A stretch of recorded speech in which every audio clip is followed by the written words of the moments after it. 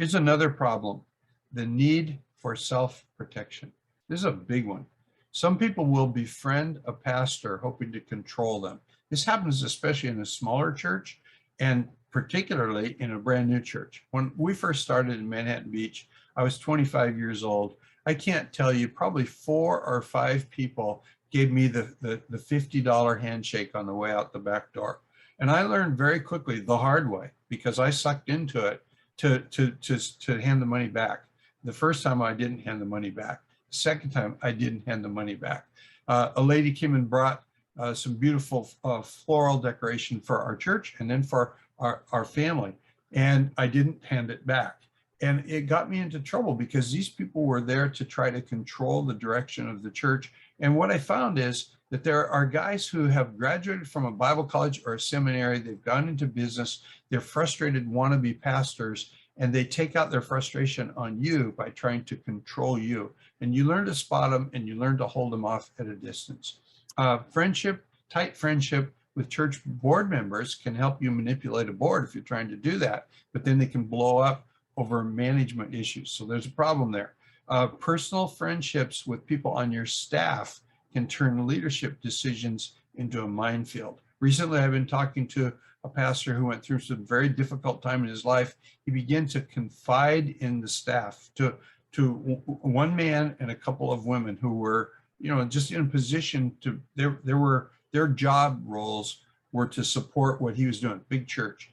And he shared and he shared and he shared. Then when he didn't need them anymore, oops, they became angry with him. That got ugly.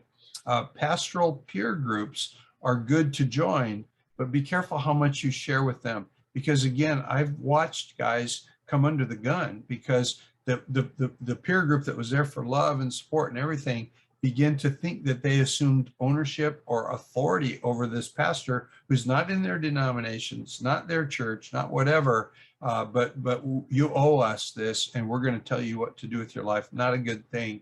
And so here we are trying to overcome loneliness. We're reaching out to people, but you got to have a little bit of self-protection along the way. Denominational leaders, certainly, you go confessing the deep-seated sins of your heart to a denominational leader, and they're going to hold it against you down the road. It almost always happens. Be very cautious about that one. So here's some solutions for the need for self-protection. Build a friendship with someone outside the power structure of your church. Same thing I've said all over. Lead a microchurch in your church, something else that I've already said.